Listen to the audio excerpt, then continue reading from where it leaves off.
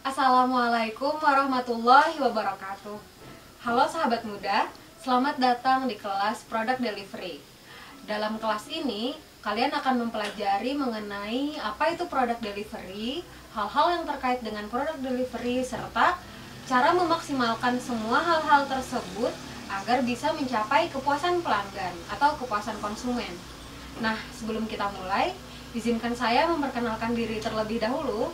Nama saya Rizky Mesyarah, saya lulusan Sarjana Sastra Inggris Universitas Komputer Indonesia, dan saya salah seorang CEO founder Jayani Berkisah. Apa itu Jayani Berkisah? Jayani Berkisah adalah salah satu brand lokal, brand scarf lokal yang desain utamanya itu adalah batik kontemporer dan tujuan pasar utamanya anak-anak muda. Pertama-tama, mari kita pahami definisi dari product delivery. Product delivery di sini bukan berarti distribusi produk ataupun pengiriman produk. Kalau distribusi itu kan kayak pengiriman, lebih kayak namanya distribution atau shipment. Nah, kalau delivery di sini lebih kepada penyampaian suatu produk sampai kepada konsumen, dan ada beberapa hal yang terkait di dalam konsep di dalam produk delivery tersebut, dari konsep barang, kemudian hal-hal yang menyertai barang tersebut, sampai kepada ketika sampai misalnya apakah ada keluhan atau pertanyaan. Nah, seperti itu. Contohnya di sini bisa kita lihat pada slide. Produk delivery itu terdiri dari konsep produk yang matang, kemudian jenis produk tersebut apa, dan hal-hal yang menyertainya. Hal-hal yang menyertainya ini bisa jadi dia packaging, seperti packaging atau kemasan, kemudian ada juga label, dan ada asuransi jika ada, kemudian ada penyampaian informasi terkait produk, akses untuk membeli produk. Akses di sini bisa berupa media sosial atau website online, atau misalnya dia toko online seperti Shopee, Tokped, Blibli atau Lazada. Nah, kemudian juga ada pengiriman produk dan customer service. Nantinya dari konsep produk sampai ke semuanya ini akan berujung kepada kepuasan pelanggan, seperti itu. Nah, baik, untuk lebih jelasnya, semua proses tersebut haruslah bersifat customer centric. Customer centric di sini berarti dia berpusat atau berfokus kepada kebutuhan pelanggan. Jadi sebagai produsen kita harus memahami kebutuhan konsumen, berpikir dan merasa seperti konsumen, menciptakan solusi yang menyeluruh, dan menciptakan value yang bernilai seumur hidup. Menciptakan value seumur hidup di sini maksudnya adalah menjaga silaturahmi hubungan antara produsen dan konsumen selama mungkin. Misalnya ya, ada konsumen komplain nih tentang produk kita. Nah, bagaimana caranya komplain ini langsung kita hadapi dengan empati pertama, terus kemudian nantinya akan ada juga dengan menciptakan value seumur hidup di sini lebih kepada menjaga hubungan baik antara produsen dan konsumen. Misalnya nih, ada konsumen yang menanyakan kegunaan produk, kita harus menjawab dengan sangat responsif dan juga solutif. Kemudian misalnya ada konsumen yang komplain, biasanya ini terjadi pada barang atau jasa ya. Nah, ketika konsumen komplain, kita harus sesegera mungkin menyelesaikan masalah tersebut, seperti itu. Nah, tadi kan kita sudah membicarakan juga mengenai banyaknya proses selama produk delivery. Salah satunya adalah jenis produk dan juga penggunaan media sosial, website, dan customer service. Mari kita bahas satu persatu, dimulai dari produk dulu. Produk ini memiliki 3 kategori dasar. Yang pertama adalah convenience. Produk convenience ini berarti produk yang bisa kamu temukan sehari-hari di pasaran, misalnya deterjen, sabun, kemudian pasta gigi, sikat gigi, dan lain sebagainya yang memang dijual bebas dan diproduksi secara massal. Ini disebut dengan convenience. Bagaimana cara barang convenience mendapat keuntungan? Cara barang convenience mendapat keuntungan adalah dengan cara menjual sebanyak-banyaknya. Jadi hitungannya dia untungnya sedikit, tapi yang dijual sangat banyak sekali, makanya dia bisa mengambil keuntungan dari situ. Dan kemudian jenis yang kedua adalah barang comparison, atau dia yang bisa dipilih dan memiliki fitur-fitur tertentu. Nah, untuk barang comparison ini, salah satu contohnya adalah jam tangan. Kemudian ada juga sepatu olahraga, tas, baju, dan lain sebagainya. Dia memang dijual secara massal juga, tapi tidak semassal barang convenience, dan kita bisa memilih misalnya sepatu yang satu punya fitur tertentu atau misalnya terbuat dari bahan tertentu dengan kualitas tertentu, dan sepatu yang satu beda lagi. Jadi ada pilihan, lebih ke memilih, dan tidak sebanyak convenience yang bisa ditemukan di semua pasar. Comparison kadang hanya ada di toko-toko tertentu, seperti misalnya sepatu Adidas, sepatu Nike, atau misalnya tas dengan merek tertentu yang hanya dijual di toko tertentu. Nah, barang jenis ketiga namanya adalah specialty. Specialty ini dia lebih ke spesifik dan orang yang disasarnya pun spesial.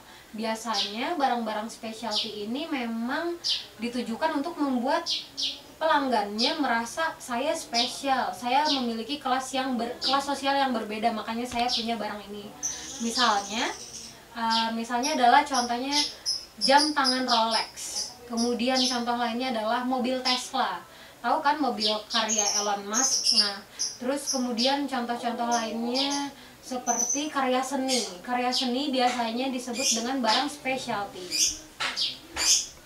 Selain itu, ada juga kategori barang berdasarkan benefit. Nah, untuk kategori barang berdasarkan benefit ada 4 jenis. Yang pertama actual product, yang kedua core product, yang ketiga ancillary product, dan yang keempat augmented product. Apa saja keempat ini? Mari kita bahas satu persatu. Kategori produk dari benefit yang pertama adalah kategori berdasarkan core atau kategori pertama dari benefit produk ini adalah core product. Nah, core product di sini berarti produknya dilihat dari intinya. Tadi kan kita sudah membicarakan nih mengenai specialty product, dan salah satu dari contoh specialty product adalah jam tangan Rolex.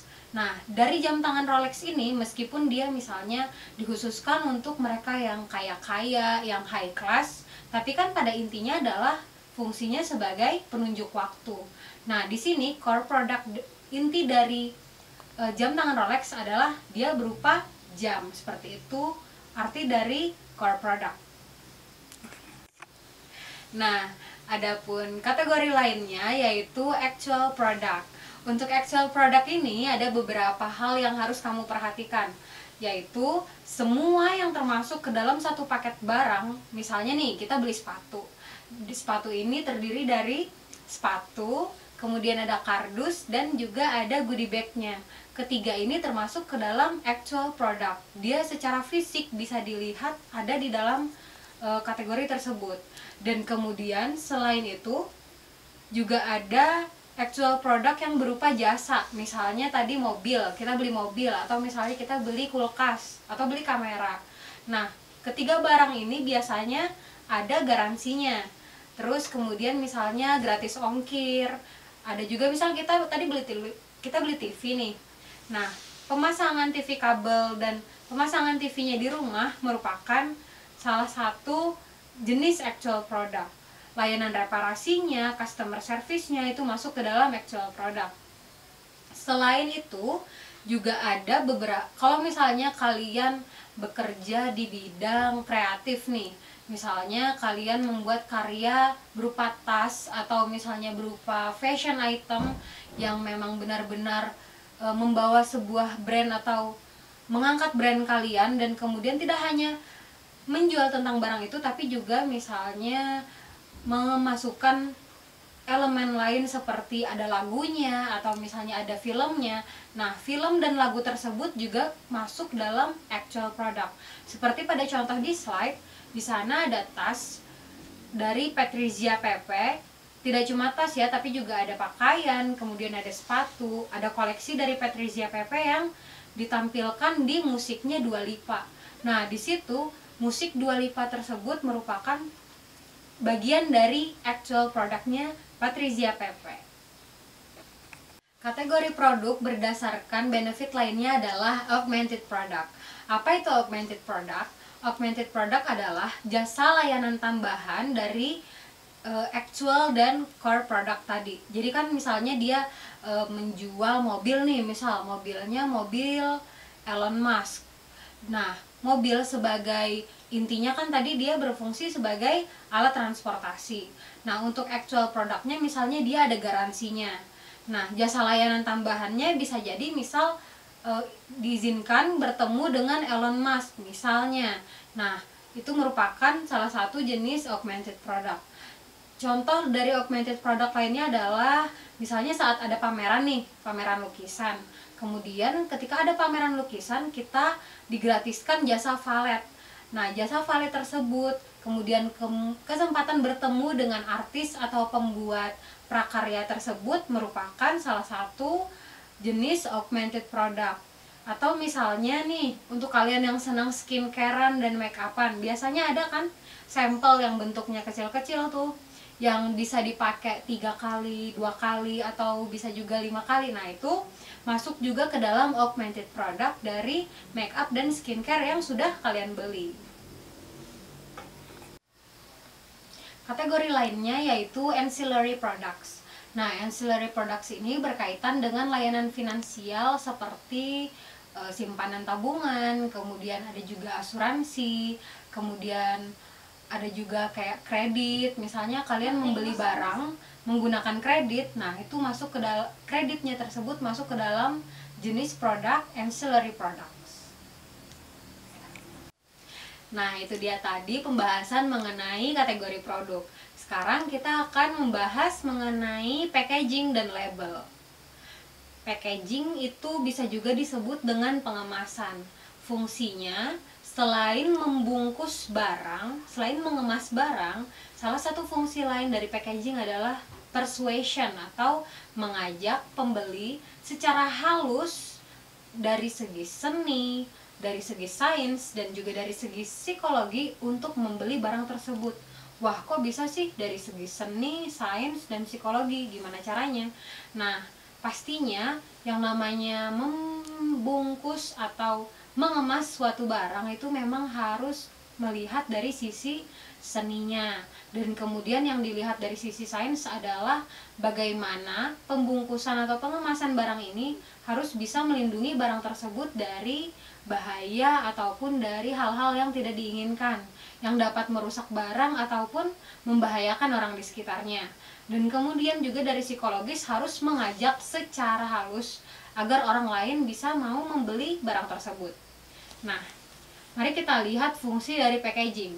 Ada 5 fungsi di sini. Yang pertama adalah memproteksi barang secara fisik.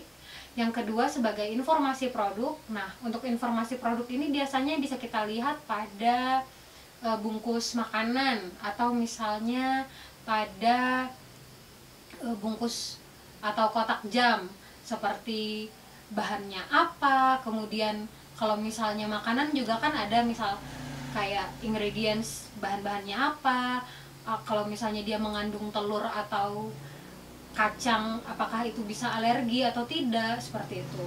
Kemudian yang ketiga adalah keamanan. Keamanan barang juga menjadi faktor utama kenapa ada packaging. Yang keempat marketing tadi pemasaran secara halus. Yang kelima adalah penarik perhatian utama bagi pembeli atau konsumen. Nah, ada beberapa hal yang harus kamu perhatikan ketika mengemas barangmu. Ada 6 hal. Pertama, buat semenarik mungkin. Yang kedua, tipografi. Yang ketiga, warna. Yang keempat, clarity and simplicity. Yang kelima, kenali konsumenmu. Dan yang keenam, stay true to your brand. Jadi, untuk membuat pengemasan barangmu menarik, itu kamu harus memperhatikan tipografi. Apa itu tipografi? Tipografi adalah font.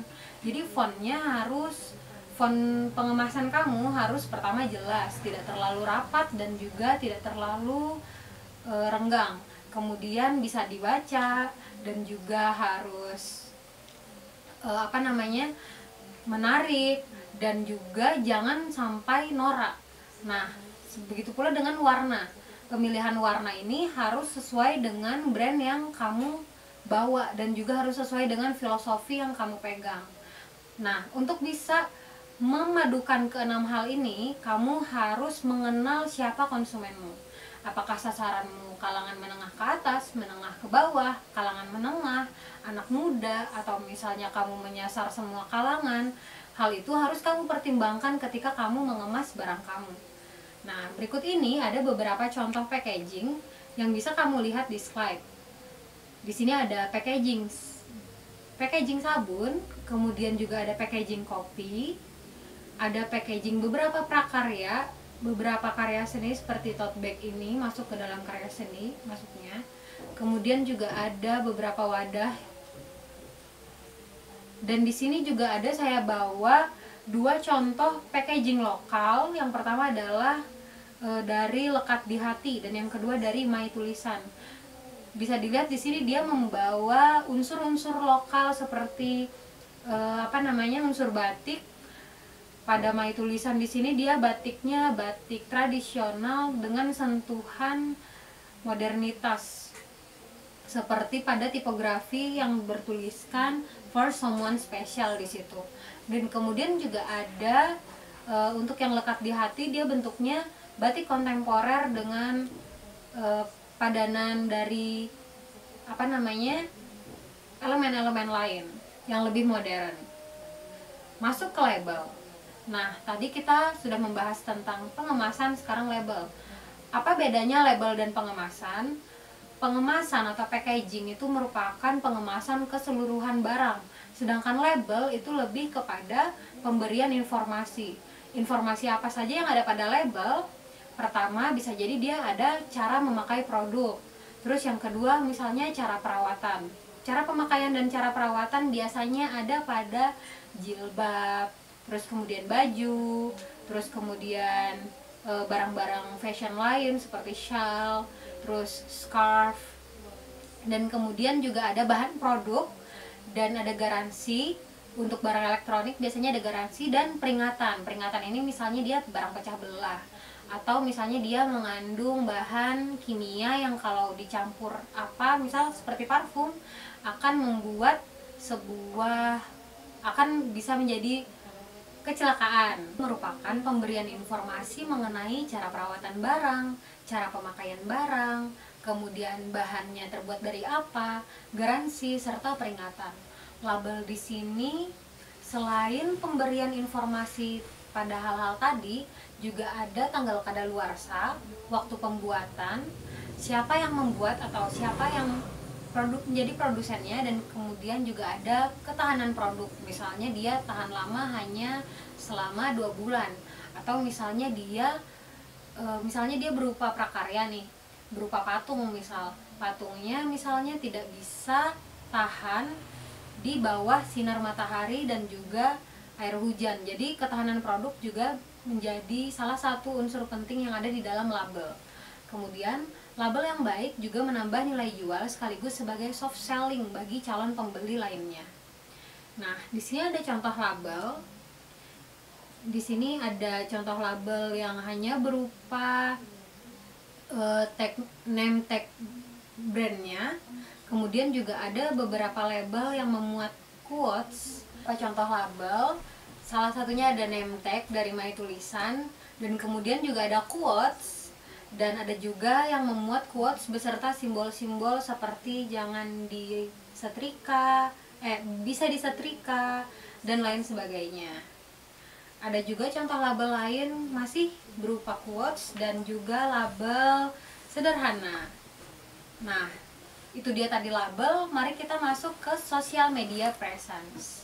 Di sini kita akan membahas mengenai sosial media, unsur-unsur yang dipakai di dalam sosial media, baik itu Facebook, Instagram maupun Twitter. Nah, dalam mengoptimalkan sosial media yang kamu punya, ada 9 hal yang harus kamu perhatikan. Pertama, buatlah goals atau tujuan yang SMART. SMART di sini merupakan singkatan dari specific, measurable, achievable, relevant, and also time bound. Nah, misalnya di sini contohnya adalah mampu meningkatkan engagement Instagram sebanyak 25% dalam waktu 3 bulan. Mari kita bahas satu persatu dari aspek smartnya. Spesifik. Spesifik dari target ini adalah jenis medsosnya. Jenis medsosnya apa? Yaitu Instagram. Dan ada target jelasnya, 25%. Kemudian measurable. Apa itu measurable? Dia bisa diukur. Nah, bisa diukur dengan cara melihat jumlah likes, comment, share, atau misalnya jumlah save-nya. Dan kemudian ada achievable. Achievable itu berarti angka yang ingin dicapai masih masuk akal. Nah, ukuran masuk akal di sini agak sedikit tergantung dengan situasi dan kondisi ya. Tapi untuk ukuran 25% dalam 3 bulan itu mungkin saja dicapai. Jadi masuk ke dalam achievable. Kemudian relevan. Target ini harus relevan dengan social media presence. Kemudian time bound. Time bound di sini maksudnya adalah waktu, ada jangkanya, dan di sini sudah ada jangkanya, yaitu target harus tercapai dalam waktu 3 bulan. Oke, lanjut ke nomor 2. Identifikasi audiensmu. Nah, kita dalam mengoptimalkan media sosial kita harus mengidentifikasi siapa audiens kita. Di sini saya memakai salah satu akun Instagram yang followersnya lumayan, ada 418.000 dengan engagement yang juga lumayan ribuan. Karena beberapa media sosial kadang dia membeli followers atau membeli teman, misalnya membeli like segala macam, tapi engagementnya tetap saja kurang. Nah, bagaimana cara kita membuat engagement itu lebih humanis? Salah satunya adalah dengan mengidentifikasi siapa audiens kita. Di sini ada akun Rabbit Hole ID dengan tadi followers 418.000, dan dia itu merupakan salah satu produsen buku bayi dan anak. Bentuknya jadinya agak seperti seni. Sebagai salah satu produsen buku untuk bayi dan anak-anak, dia tidak hanya menjual tentang buku saja, tapi dia juga konten Instagramnya juga membicarakan mengenai hal-hal seperti parenting, kemudian kematangan emosi, dan hal-hal yang berkaitan dengan pendidikan anak serta pengelolaan emosi agar bisa membangun keluarga yang baik. Nah, di sini dia mengidentifikasi siapa audiensnya, yaitu calon orang tua dan orang tua, dan kemudian kira-kira konten apa yang sesuai dengan calon orang tua dan para orang tua ini, yaitu dengan tadi kontennya adalah parenting.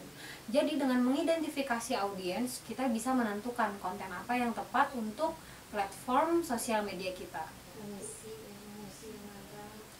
Nah, yang ketiga, selain mencari followers, kita harus komunikatif.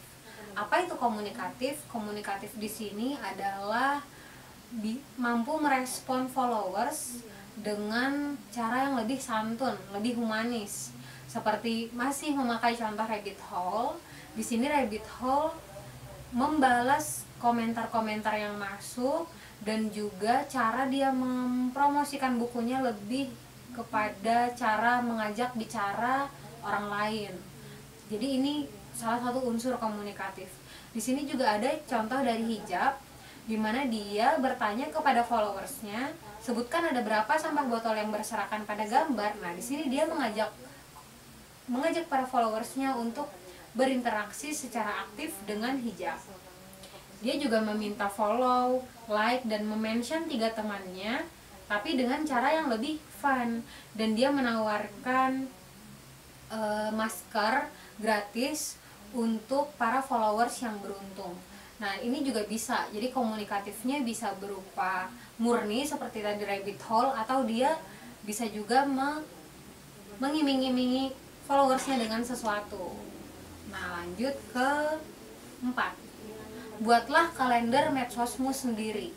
Seperti apa kalender medsos? Misalnya nih, kita membuat misalnya agenda selama 1 minggu atau 1 bulan, postingan Instagram kita apa aja.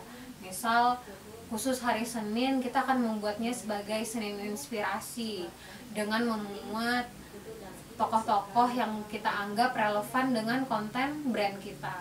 Atau misalnya hari Rabu kita memuatnya dengan konten-konten yang bertema tentang kesehatan. Misalnya hari Jumat kita memuat konten-konten yang bertema kesehatan mental. Terus kemudian misalnya hari Minggu kita memuat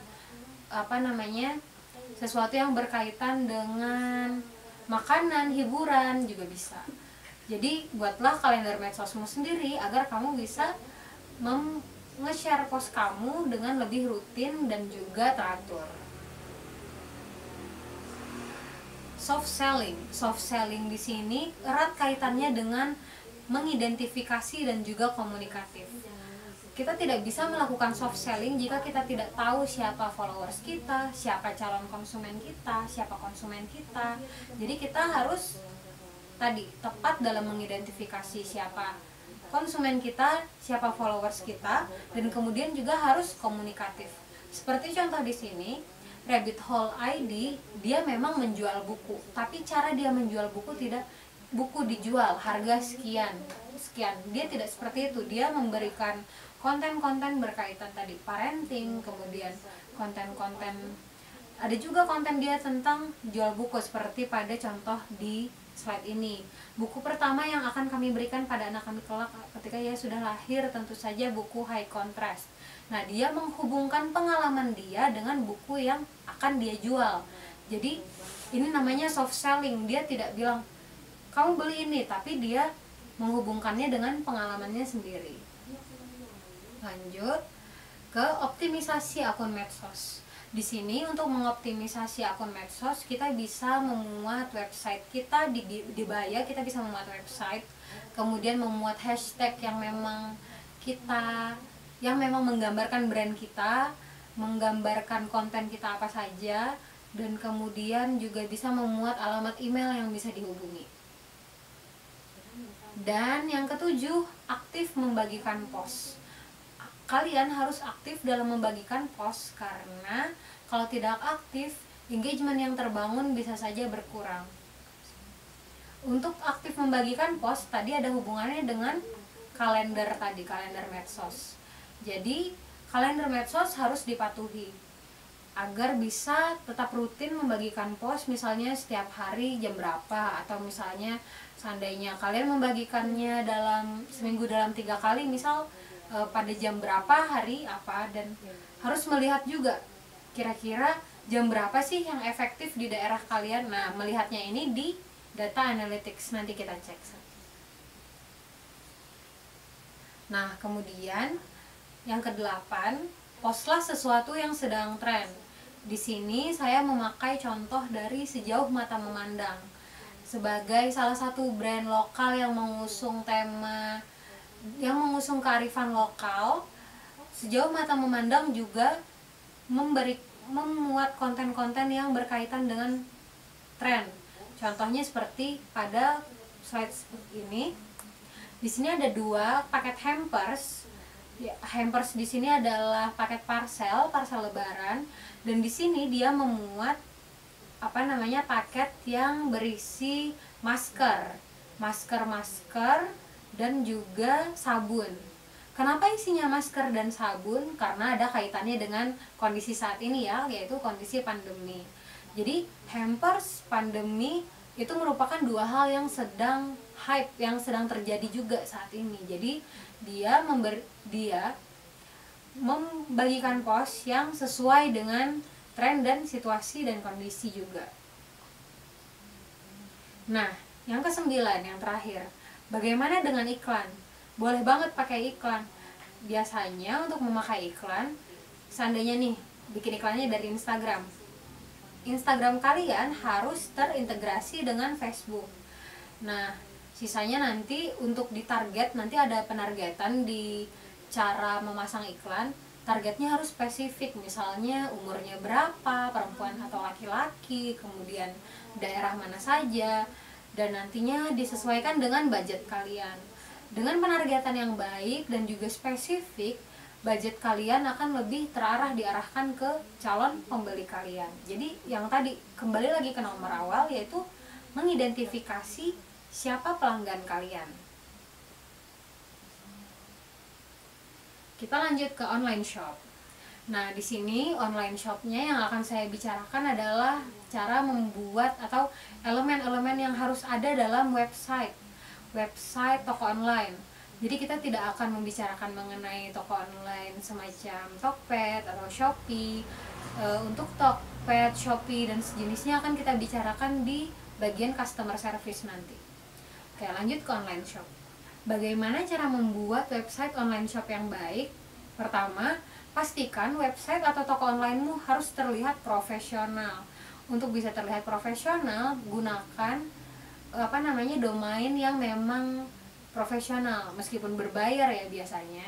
Seperti halnya domain-domain kayak .com, kemudian .id atau .co.id atau .co. Nah, untuk biar terlihat profesional juga, tidak hanya tentang domain tapi juga template-nya gunakan yang sederhana tapi sesuai juga dengan brand yang kita punya. Jadi jangan sampai kita pengennya rame gitu, terus banyak banner, banyak iklan juga jangan. Pastikan seprofesional mungkin dan sesimpel mungkin agar pembeli tahu, oh barang yang saya ingin beli yang ini dan cara membelinya seperti ini gitu. Lanjut. Nah, ini tadi desain website yang sederhana dan tidak berlebihan. Pilihlah warna, template dan juga font yang memang sederhana, mudah untuk dilihat, user friendly. Nah, untuk hal-hal yang terkait teknis seperti ini, kalian bisa berkonsultasi dengan mereka-mereka yang memang membuat template, atau kalian bisa mencari template gratisan, banyak di Google, tinggal cari template website gratis, free template website, dan kemudian tinggal dipilih template mana yang menurut kalian paling mewakili brand kalian, yang paling efektif dan yang paling sederhana. Lanjut. Oke, jangan lupa juga pertimbangkan agar versi mobile websitemu terlihat user friendly. Jangan sampai versi desktopnya oke, versi HP-nya, versi mobilenya kayak berantakan gitu, atau misalnya susah harus di zoom dulu seperti itu. Jangan sampai. Jadi harus kedua versi ini, baik itu mobile maupun versi desktop, harus sama-sama user friendly, mudah untuk digunakan. Lanjut. Nah, yang namanya online shop pasti ada pembayaran dong ya, baik itu transfer atau misalnya dia pakai kartu kredit. Nah, jangan lupa pilih metode pembayaran yang mempermudah pembeli. Ingat, tadi kita prinsipnya adalah customer centric.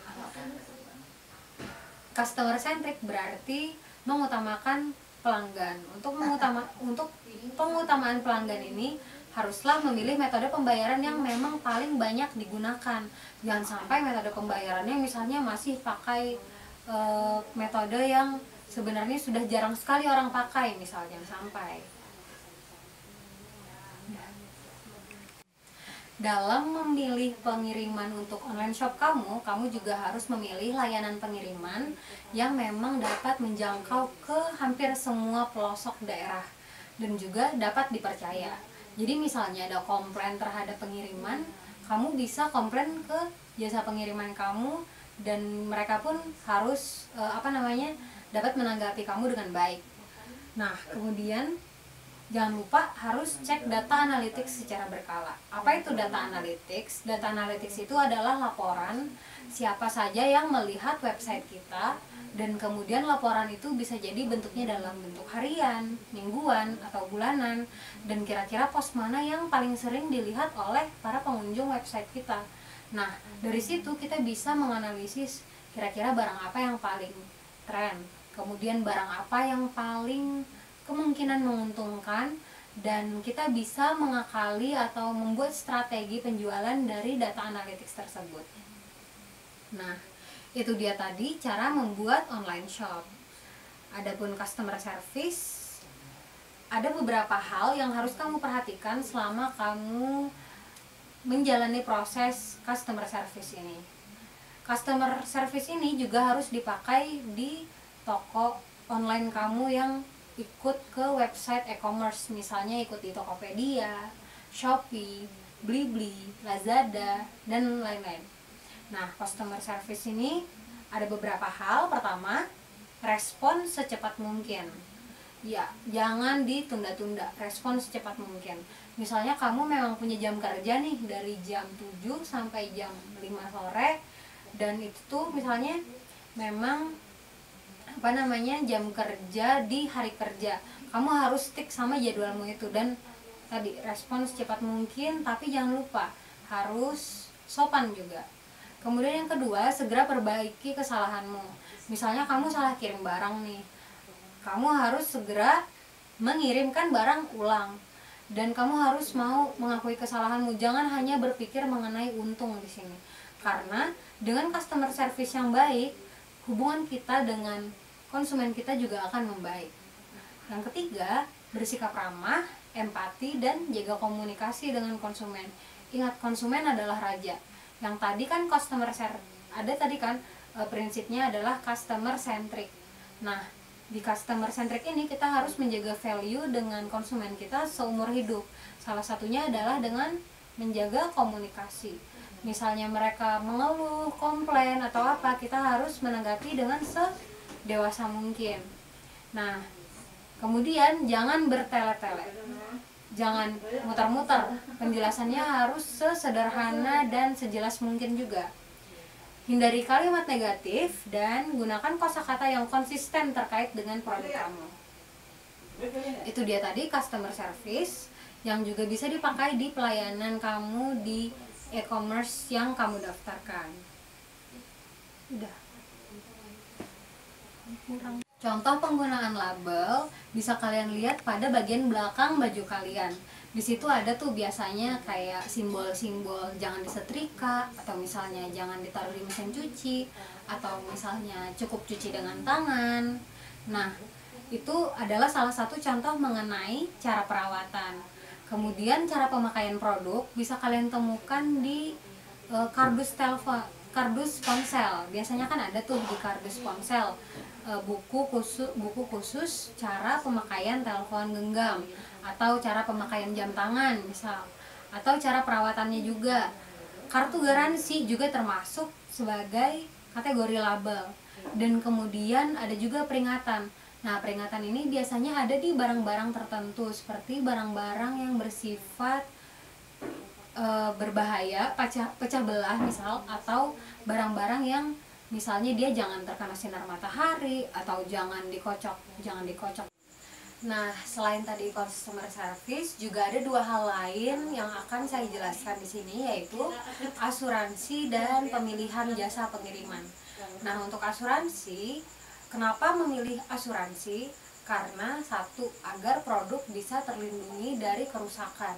Dan yang kedua, jika produk kita membuat suatu kerusakan atau membuat suatu hal yang berbahaya seperti kecelakaan atau misalnya keracunan dan sejenisnya, kita bisa mengklaim asuransi dan tidak terlalu rugi. Jadi asuransi akan mengklaim semua kerugian yang dialami oleh produsen. Nah, bagaimana cara memilih asuransi yang baik? Asuransi yang baik dipilih yang melindungi kita atau melindungi produk terutama dari resiko-resiko kebakaran, pencurian, ataupun misalnya hal-hal yang berkenaan dengan kerusakan yang bersifat fatal. Kemudian selain itu, kita memilih asuransi yang baik dipilih yang melindungi kita atau melindungi produk terutama dari resiko-resiko kebakaran, pencurian, ataupun misalnya hal-hal yang berkenaan dengan kerusakan yang bersifat fatal. Kemudian selain itu, contoh lain dari asuransi adalah Nah, sekarang kita juga akan membicarakan mengenai jasa pengiriman. Ada beberapa hal yang harus kita perhatikan selama memilih jasa pengiriman untuk produk kita. Satu, layanan cek tarif. Jadi, diusahakan pilih layanan jasa pengiriman yang memiliki website untuk cek tarif, agar kalian bisa menentukan berapa harga barang dari daerah asal ke daerah tujuan atau ke daerah pelanggan kalian. Terus kemudian yang kedua, pilih yang kecepatan pengirimannya bisa secepat mungkin dengan harga senetral mungkin. Dan yang ketiga, pilih pula juga layanan servis pengiriman yang beragam. Jadi jangan pilih layanan pengiriman yang cuma satu. Terus kemudian ada jaminan keamanan barang, jadi sudah termasuk asuransi, dan juga pengiriman ini harus menyediakan fitur cek resi untuk tracking pengiriman. Nah, itu dia tadi. Yuk kita review lagi dari awal, apa itu product delivery. Product delivery tadi kita gimana yang namanya packaging dan label ini harus dipertimbangkan sedemikian rupa. Nah, selain packaging dan label, kita juga harus mempertimbangkan penggunaan media sosial kita untuk mengoptimalkan produk delivery kita. Jadi produk delivery di sini kita menampilkan sebagus mungkin brand kita, produk kita, dan kemudian kita juga bisa memuat testimoni di situ. Dan selain sosial media juga ada tadi website online yang harus seprofesional mungkin dan harus berfokus kepada konsumen. Misal konsumen butuh apa, kita sudah menyediakan di online shop dan juga sosial media kita. Nah, jangan lupa juga customer service, kemudian asuransi dan jasa pengiriman. Semua proses ini harus bersifat customer centric, yaitu mengutamakan konsumen. Nah, bagaimana teman-teman? Semoga kalian sudah paham ya, dan semoga berhasil. Assalamualaikum warahmatullahi wabarakatuh.